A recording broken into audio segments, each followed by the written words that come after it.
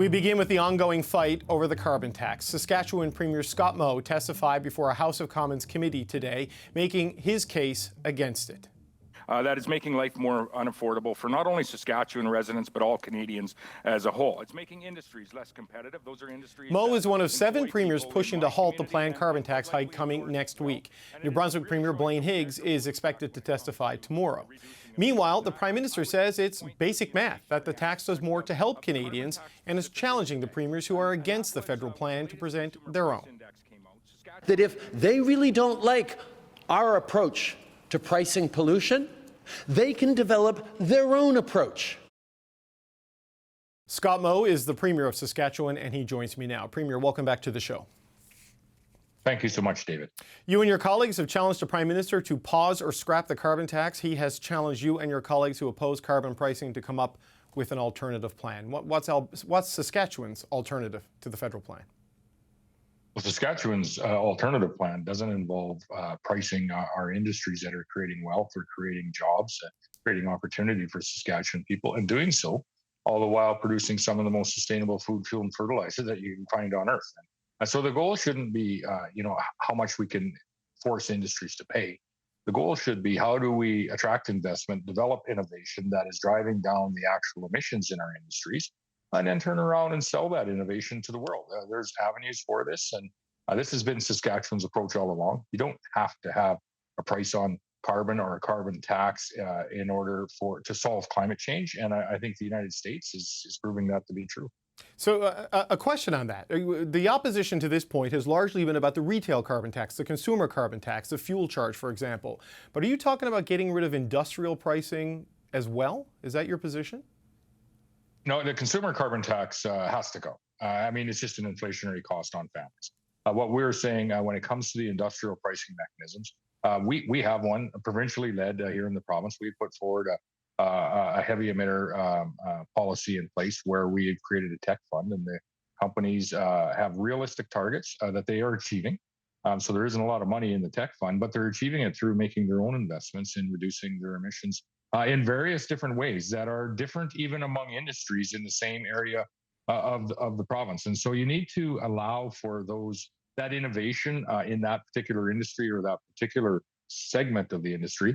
You need to give them some room to make the investments that are necessary. And so it's happening here in the oil industry, the mining industry, the ag industry, all the industries that we have, it's happening. It's happening very ambitiously and it doesn't need necessarily to have a carbon tax on it. We do have that heavy emitter fund in place, but I would say that they're making the investments to avoid that fund. But if you look at the math that's come out in terms of where Canada's emissions have gone under these policies, the Climate Institute says the consumer carbon price has reduced emissions by 8 to 10%. The industrial pricing policy is doing the heavy lifting of 30 to 40% of the reductions, and say that can be tweaked and used even further to get rid of emissions. If they are working, and if this is the goal to reduce emissions, how do you argue for getting rid of them if fighting climate change is in fact a goal? So we're not arguing anything in the heavy output space. What we're saying is allow the provinces to run their own funds, and that's what we are doing here in the province of Saskatchewan, and it is working. Like I said, we're producing some of the most sustainable products that you can find on Earth, and I think other provinces would have a similar narrative to tell around whatever it is they do in their respective province. The consumer carbon tax does nothing but make life more unaffordable for, in our case, Saskatchewan residents, but we would say all Canadians, whether it's at the grocery store, whether it's when you fuel your pump up. And so that's the official ask at this point, is to put a pause on the increase that's coming on Monday for all Canadians. It'll be 17 cents on a liter of gas here in Saskatchewan. But our stance has always been that we should remove the consumer carbon tax off of everything for everyone. But you say it's working. First of all, the Bank of Canada says the carbon tax is only responsible for 0.1 percentage points of annual inflation. So the central bank argues that it's not the inflationary monster that it's being portrayed as in this. So it is having some input there. You're arguing that they pause it, scrap it. They've made clear they're not going to do it. Your argument comes as one of the only provinces, if not the only province, without a legislated emissions plan that shows your path to reducing emissions in your province by 2030. I mean, wouldn't your argument have carry more weight if you could point to an actual targeted plan of 2030 saying, here's how we're getting here, here's where we're going to be. So you don't need to do what you're doing. You don't have that right now to put on the table. Certainly we do. We have a plan out to 2050 within our electrical sector. And we have real life examples of what's happening, for example, in our oil industry that has reduced their methane emissions by 65%. We have an agriculture industry that is producing far less emissions on a per ton basis. Canola and wheat are 64% lower than the next seven largest competitors around the world. Saskatchewan most certainly is doing its part in attracting innovation into each of those industries, attracting investment into each of those industries. And then we're turning around and not only utilizing that investment and lowering emissions here, but using that investment and selling that investment in other areas of the world so that they can do the same. And the most recent example was 1,000 zero-till drills were sold to farms in India so that they can sequester carbon into their soils, much like we are doing here. Right. I know you have policies. I'm not saying you have no policies, but your emissions that I have here, the latest information I can find on the Government of Canada website is that in 2021 it was 67.1 megatons, and there's no target set by the Saskatchewan government. It is what all the literature and the economic and environmental analysts are saying. So if you say you have a target for 2030, what is it? Where is this 67.1 megatons going to be in 2030? Well, you can offset the ag emissions in there with respect to not recognized today, but should be recognized in the very near future with the carbon sequestration that is going into our soils due to the zero-till drills, to the offsetting emissions due to precision agriculture and GPS technology. If we were able to work with our federal government and provide an internationally traded mitigation outcome through Article 6 of the Paris Accord, we could then capture those carbon credits from those 1,000 air drills that were sold to farms all over India as well. And so the fact that, I guess my question is do you want a plan or do you want results? Because what is happening in Saskatchewan is actual results in carbon sequestration, in reducing our methane emissions in the oil field. Our potash has a 50% lower carbon footprint than the next largest competitors in Belarus and Russia.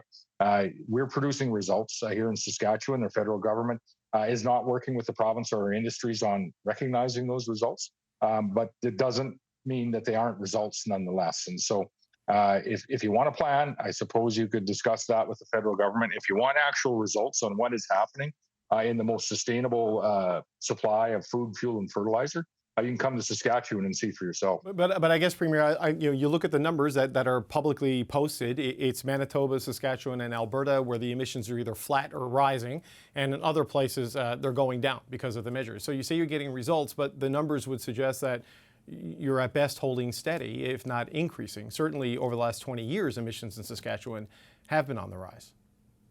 Yeah, they're unrecognized results, and that's an issue. That's an issue in this whole conversation. Is if you're not going to recognize when industries are actually making impactful changes, how do you expect to incentivize those industries to continue to support the policy development that you have? And so, herein lies the entire problem of the old unconsulted policy that was introduced back in 2016, I believe October the 3rd. I was one of the environment ministers in that meeting when we were told Prime Minister is going to rise in his place and he's going to ask you to put in place a plan, or he's going to impose one on you. And that's ultimately what's happened in the majority of provinces, is he is imposing his will on Canadians. And so, up until recently, we've taken this through every legal aspect available. We've always thought that it is a harmful tax, but at least outside of Quebec, it was being imposed somewhat fairly. Recently, with the decisions around home heating fuel in Atlantic Canada, we can no longer say that's the case. It's still a harmful tax, but it isn't even being imposed fairly across Canada to Canadian families outside of Quebec, where it's always been. Always had some incentive in that particular province, and so This creates a real problem. And I think our original stance of this harmful tax needs to be removed on everything for everyone is true. I do believe truly that that is going to happen either by this administration or the next. Right, and look, it's home heating oil in Atlantic Canada, not all fuels, and it is applied nationally, even though it was driven by the politics of Atlantic Canada because of the specific. It should be all fuels. No, I understand your position on that. And we've talked to Minister Duncan on the show about this a couple of times, and that's where I want to go next. Is you say you've tried every legal avenue to challenge this, going to court. Now it's really become a political argument against carbon pricing, but you stopped collecting and remitting the carbon tax on home heating fuels in your province in protest of what you consider to be the double standard. This is illegal, as you know. Has the Canada Revenue Agency or anyone contacted you or your government to inquire about the failure to pay the remittance to the federal government that you're legally supposed to be collecting? Just reaching out to collect a tax that the federal government at the Supreme Court of Canada had argued for persistently that is not a tax, and so we'll see how that goes. The fact of the matter is what we saw happen is Canadian families are not being treated fairly, and so we took the action that we could to treat to the degree that we can Saskatchewan families as fairly, and we mirrored the federal government's decision. And I think it's a pretty disappointing state of affairs in our nation when a provincial government makes exactly the same decision as the federal government did, and now you have a federal minister saying that it's creating anarchy in one area of the nation, but not in the area where they made that decision, and it's questioning the morality of one government's decision when they really mirrored what the federal government decision was. And so this is disappointing for us that it's at this state, and I would hope that it's disappointing for all Canadians. And we'd ask the right thing to be done, which is to forego the carbon tax on all forms of home heating oil for all forms of home heating for all Canadians. But Premier, you know how the division of powers works, right? I mean, you can't make a decision about a federal tax any more than the federal government can make a decision about the pronoun policy you're implementing that they have criticized so heavily. They can't interfere in your jurisdiction that way. So, I mean, how do you square, you know, the demands to respect jurisdiction with you as a Premier who took an oath not applying federal law in your province? I think very shortly you're going to see Canadians that are going to make a decision at the polls. The tax is finally being seen by all Canadians for what it exactly is. It's a harmful inflationary tax that was shown in Saskatchewan when we did remove the home heating carbon tax on natural gas and electricity. We're now 1 point below on the CPI, the average across Canada, and that Statistics Canada said that was due to us removing the carbon tax just off our home heating bills in Saskatchewan. Can you imagine if the 17 cents came off a liter of gasoline? What that would do for the national consumer price index, our inflationary rates, and ultimately the interest rates that we've seen increase 10 times in the last 2 years. And so, listen, I'm disappointed that Saskatchewan has had to come to a point where we're mirroring a federal government's decision, and that's being deemed as not being lawful. That's tremendously disappointing for me. It's not why I ran for this position, and it's, I think, tremendously disappointing for many Canadians that that's the state of our nation today, that we have a federal government that ultimately is going to be, working towards or threatening throwing a provincial minister in jail for a motion that was passed in our legislature and voted on unanimously by every single member in the legislature, not just our party, every single member in the legislature from all parties. But the Saskatchewan legislature doesn't make federal law, right? Just as a final point, like, you know this, right? And you were aware of this before you took this course of action. And I get the political fight, and this will probably be resolved at the ballot box. But, you know, you're a lawmaker, you're a premier, you're supposed to uphold laws. This seems problematic for the office you hold and the actions you're taking.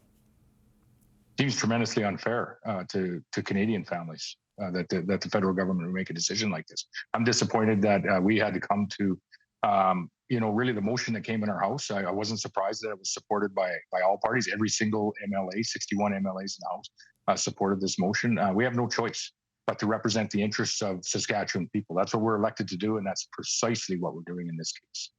Premier Scott Moe, I've gone over time. Thank you for speaking with us today. Appreciate it, sir.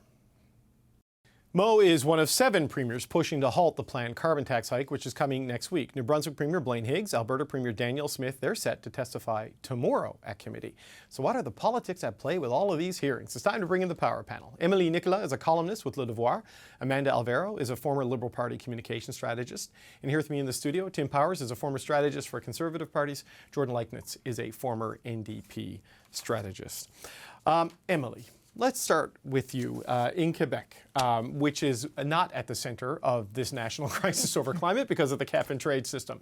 What do you make of what we're seeing here? A bunch of Conservative premiers being invited to a Conservative-chaired committee to argue against a carbon tax increase that's been on the books since 2018.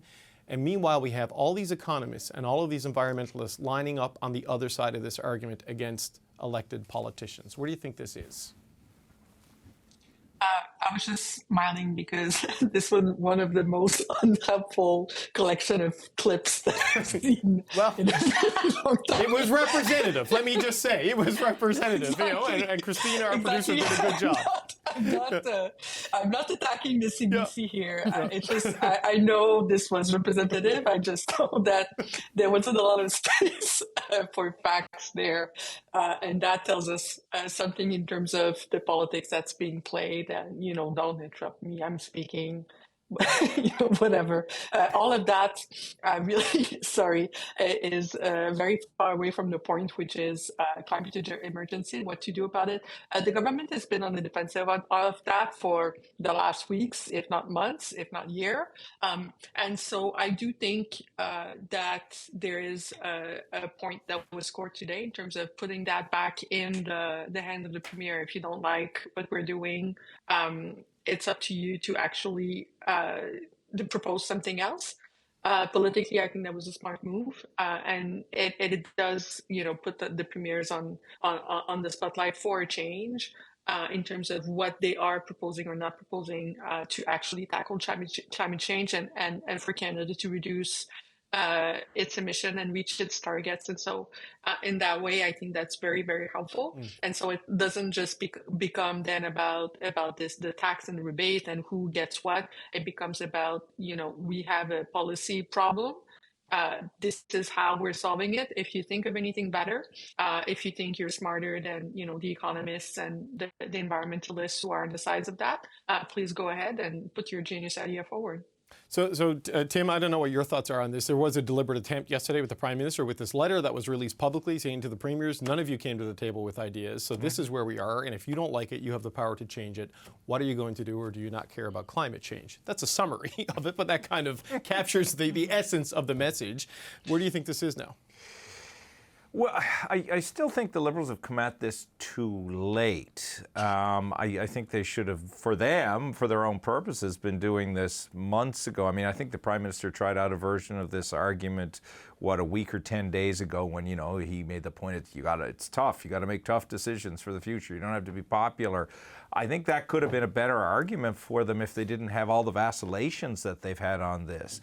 I mean, clearly, David, we're coming into a 4-day weekend where I guess the government, the opposition, the premiers are all assuming families and people are going to get together. April 1st is coming when the next carbon price increases come. So they all want to throw their cards on the table. But I think the Liberals are way behind on this. It will be interesting to see if this, and what we're going to talk about in the second segment, the housing announcement, sinks in and moves the needle at all for the Liberals. It's clearly a play. Both are to do that. Look, I agree with that. Emily, if you were one of the poor, fortunate 7,000 Canadians who, maybe it wasn't even 7,000, who had to watch that this afternoon, I'm going to buy you a Netflix subscription so you can at least see better drama.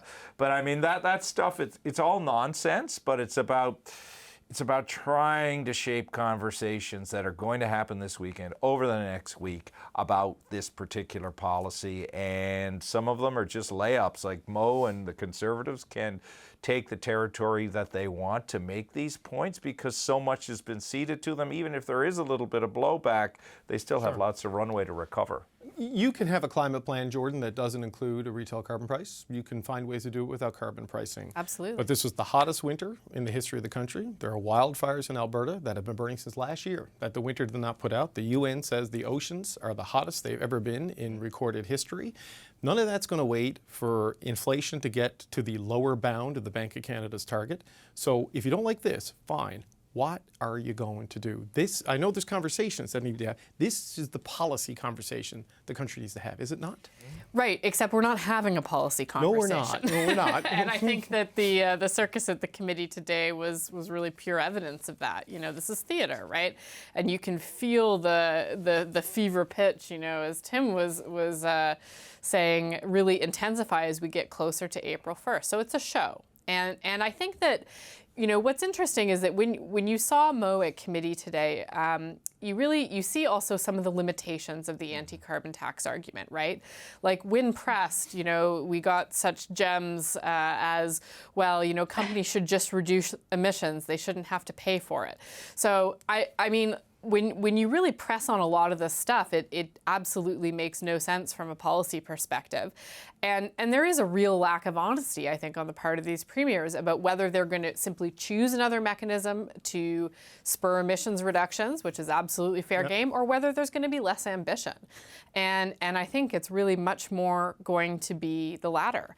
So that is a vulnerability, I think, that when you actually bring some of the anti-carbon tax rhetoric into contact with reality, at a certain point that becomes a bit the conversation. But the other thing for the federal government is that no one's listening to the Liberals on this issue anymore. No, I know. So for Trudeau to go out and to push with this letter, and his remarks, you know, today in Vancouver, I think it's pretty ineffectual to go out and say that the premiers are lying.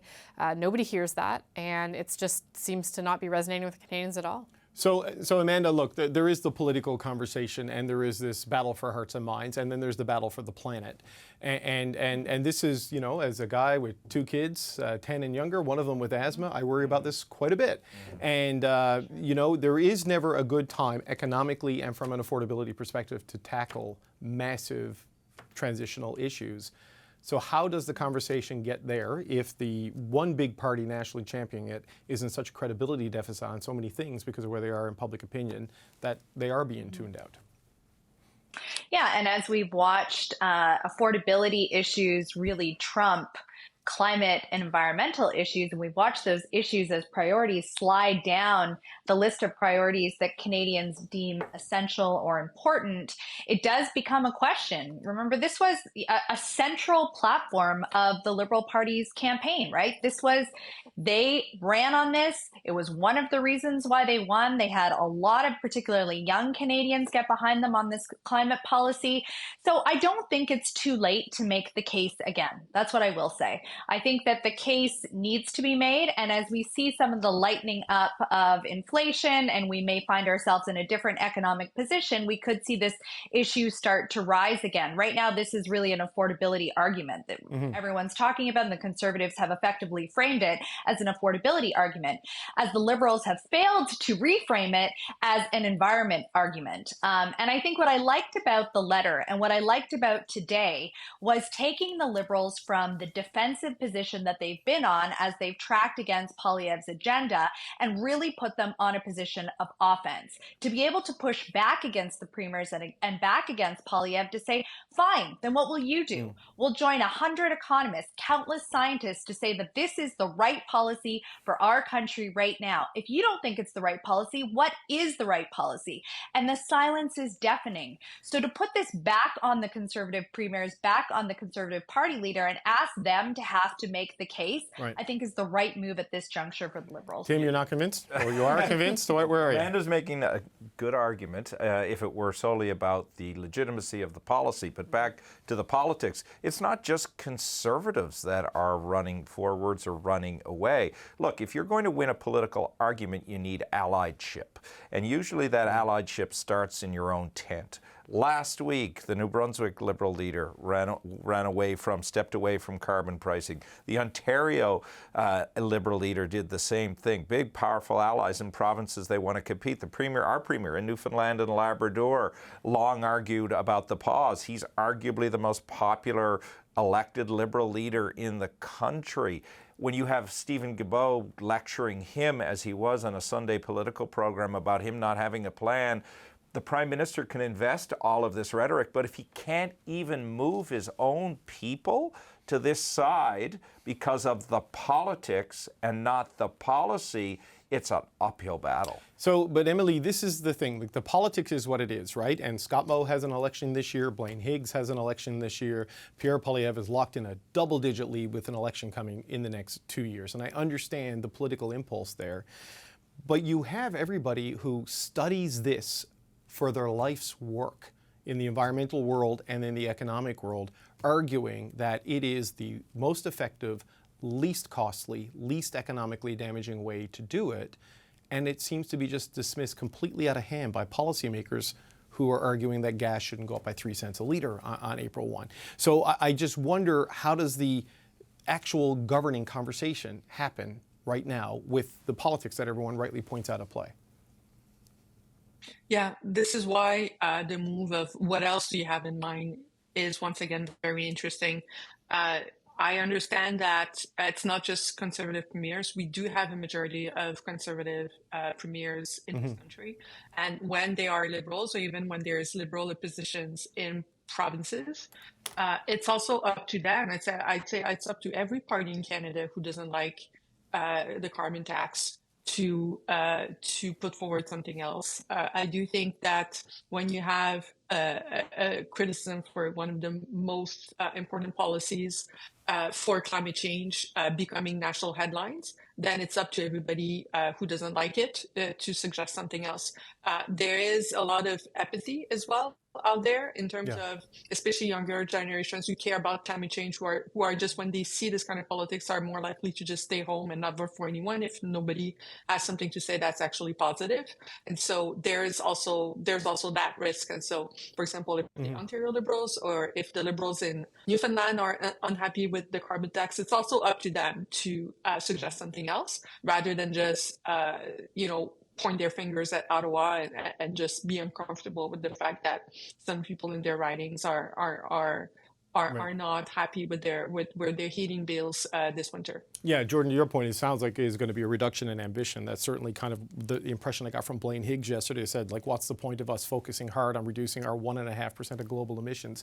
But I want to read you something from 1980 from noted left-winger Milton Friedman.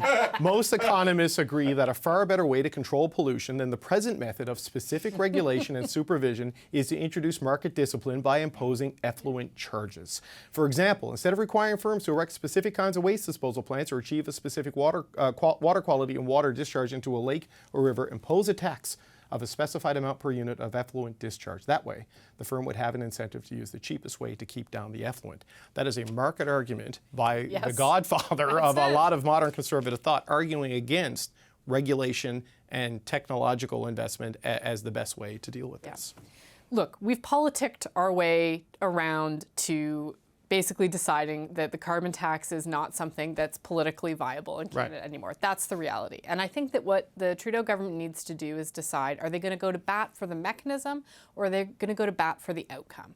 And there are other ways of getting to reductions, right? And, the Canadian Climate Institute had a report out last week looking at the importance of the industrial carbon price as a lever there. There are other ways to get at it. We had whole elections about whether we were going to do a carbon tax or cap and trade. So there's absolutely other systems and other mechanisms out there that are perhaps not as purely efficient in an economic sense, but these have to have political buy-in. They have to be accepted by people, and that's a reality. So you can have the most beautiful policy in the world, but if nobody thinks it's legitimate, it's not going to go very far, and this is a case in point. Okay, so Amanda, the last word to you on this, on that. If it is a good policy in the Liberals' view, but it is seen as illegitimate in the Premier's view and Canadians' view, is there a way for a shift to something that leans more heavily on industrial pricing or something other than taxing people at the pump, for example, that the Liberals might be willing to consider to save the furniture on this? Yeah, I mean, obviously there are other ways. Do I think that they should throw in the towel right now? No, I don't. I think that they have not been effective communicators on this issue. And I think that they are changing their tune. Will they have enough time? Can they make the case with enough time? Can they put it back on the premiers to talk about how they're going to reduce emissions, how they're going to meet our climate goals? Yeah, I do think they have the time. And I think that if they're able to get their house in order and present a really clear, focused argument and really put the onus on those Conservative premiers and the Conservative Party leader to have to answer back to Canadians, that's a lot simpler than saying we're throwing in the towel for this entire policy, a cornerstone of our original platform, and we're going to try something net new. You can imagine the heyday that Poilievre would have if they decided to do something like this. So I think it's a better politics for them to try to get the communication right on this one.